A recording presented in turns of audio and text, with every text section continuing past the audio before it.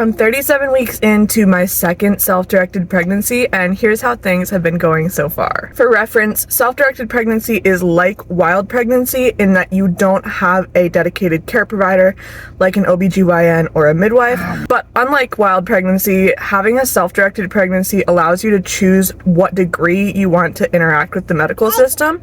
I've heard some of the wild pregnancy girlies saying that you can't actually have a wild pregnancy if you take a pregnancy test, and so like that will never be me because taking pregnancy tests is like my favorite thing to do.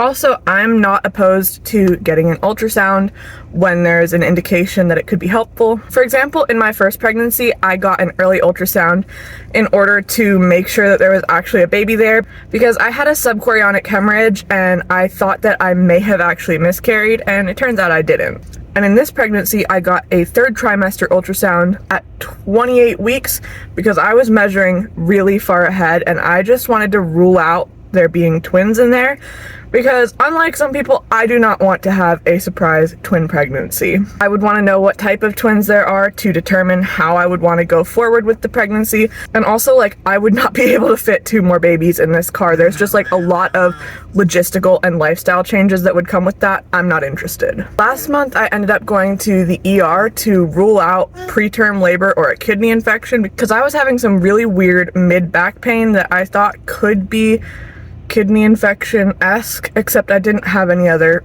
kidney infection symptoms, and I just wanted to get that checked out. Turns out it was neither of those things, it was just muscular back pain. Now that I'm at 37 weeks, I'm at that point where it's like I could give birth tomorrow or like 4 weeks from now. I'm not really doing a whole lot in the ways of like birth prep. Obviously staying active to try to make sure that baby's in a good position. I am eating 6 dates a day because I freaking love dates, and if there's any chance it could help, that'd be great.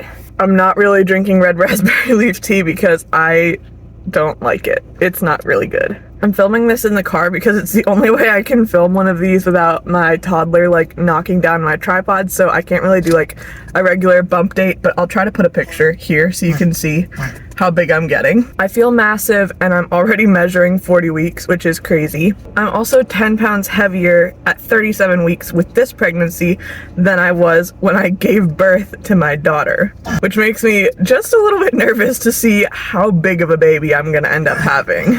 Only time will tell.